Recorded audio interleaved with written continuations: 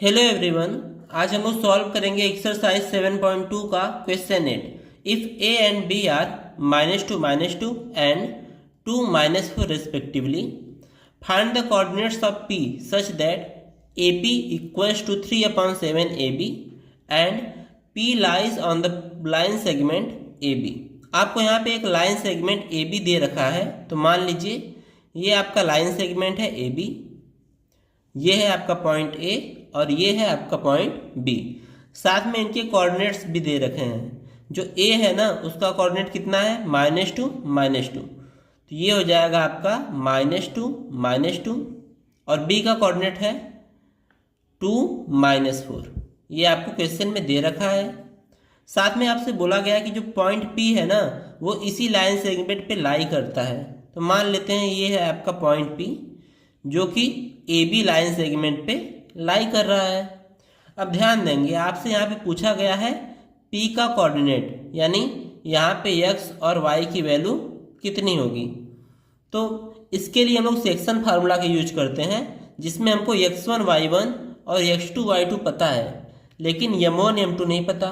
तो हम पहले क्या करेंगे, m1 और m2 पता करेंगे, उसके बाद P का कोऑर्डिनेट निकालेंगे। तो यहाँ पे m1 m2 के लिए एक हिंट दे रखा है। जो AP है ना, वो 3/7 AB के बराबर है। तो यहाँ पे लिखेंगे गिवन दैट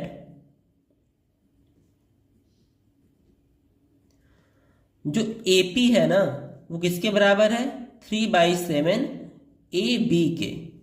तो AB की साइड चेंज करेंगे। तो यहाँ पे ध्यान देंगे, AB मल्टीप्लाई में है, इसकी साइड चेंज करेंगे तो क्या हो जाएगा, डिवाइड में। तो AP अपॉन AB हो जाएगा इक्वल्स टू 3/7, यानी जो AP और AB का रेशियो है वो कितना है, 3 और 7 का। तो AP की वैल्यू हम लोग मान लेते हैं 3A और जो AB है ना, उसकी वैल्यू मानेंगे 7A, क्योंकि जब भी हम लोग रेशियो में कोई चीज़ कंसीडर करते हैं तो बाद में उसमें कोई वेरिएबल या कांस्टेंट लगा देते हैं। तो यहाँ पे ध्यान देंगे, AP की वैल्यू है 3A और AB की वैल्यू है 7A। तो यहाँ से ध्यान देंगे, सिंस अगर हम लोग AP और BP को आपस में ऐड करें तो AB के बराबर हो जाएगा। तो यहाँ पे लिखेंगे AP plus BP equals to AB, क्योंकि AP और PB इसी के पार्ट है। तो इन दोनों को ऐड करने पे पूरा पार्ट आ जाएगा। तो यहाँ पे वैल्यू पुट करेंगे, AP की वैल्यू है 3A प्लस BP की वैल्यू नहीं पता और AB की वैल्यू है 7A। तो यहाँ से हमें BP इक्वल्स टू क्या मिलेगा, 7A। इसकी साइड चेंज करेंगे तो माइनस हो जाएगा। तो यहाँ पे BP इक्वल्स टू मिल गया हमें 7 - 3 करेंगे तो 4A। अब हमें रेशियो किसका किसका निकालना होता है, AP और PB का रेशियो चाहिए। तो यहाँ पे हमें मिल गया ना, ये है आपका BP और ये है आपका AP। तो देयरफॉर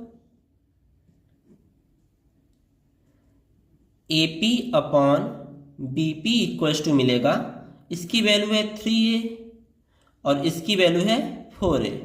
A से A कैंसिल, तो जो AP और BP का रेशियो है ना, वो कितना आ गया, 3 और 4 का। तो यहाँ से हमें m1 पता चल गया 3 और m2 पता चल गया। जो AP है वही तो m1 है ना, और जो PB है वो क्या है, m2 है। तो यहाँ से हमें क्या मिला, जो AP है वो कितना है, 3। तो m1 इक्वल्स टू 3 और m2 की वैल्यू क्या आ जाएगी, 4। तो यहाँ से हमें सब मिल गया। अब हम सेक्शन फार्मूला का यूज करेंगे। तो by using section formula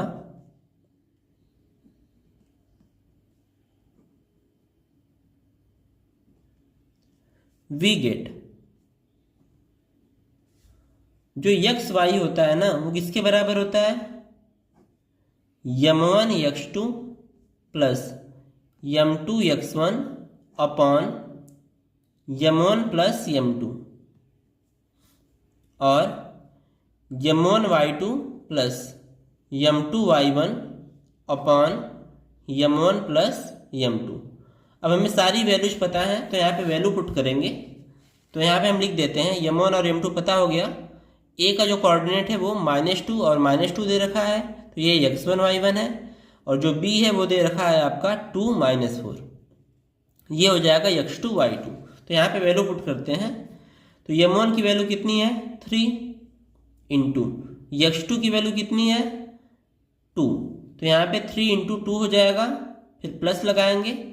m2 की वैल्यू कितनी है 4, उसके बाद x1 की वैल्यू कितनी है -2 अपॉन में m1 प्लस m2 यानी 3 प्लस 4। अब यहाँ पे भी वैल्यू पुट करेंगे, m1 की वैल्यू है 3 इंटू y2 की वैल्यू कितनी है, y2 की वैल्यू है -4 प्लस m2 की वैल्यू कितनी है 4 इंटू y1 की वैल्यू कितनी है -2 अपॉन m1 प्लस m2। ये हो गया। अब इसको सॉल्व करते हैं, 3 2 जा 6 और 4 का मल्टीप्लाई -2 में करेंगे तो निगेटिव हो जाएगा, तो -8 अपॉन 4 प्लस 3 7। 3 इंटू 4 करेंगे तो -12 आएगा, और यहाँ पे 4 का मल्टीप्लाई -2 में करेंगे तो -8 आएगा अपॉन 3 प्लस 4 7। तो हमें फाइनली क्या मिला, 8 में से 6 घटाएंगे तो 2 आएगा, और साइन कौन सी लगेगी माइनस की, और ये दोनों सेम साइन के हैं तो आपस में ऐड हो जाएंगे, और -20 अपॉन 7। ये हो जाएगा एक्स वाई की वैल्यू, और यही तो था पी का कोऑर्डिनेट हम लोग एक्स वाई माने थे, तो हमारा आंसर क्या हो जाएगा -2/7 एंड -20/7।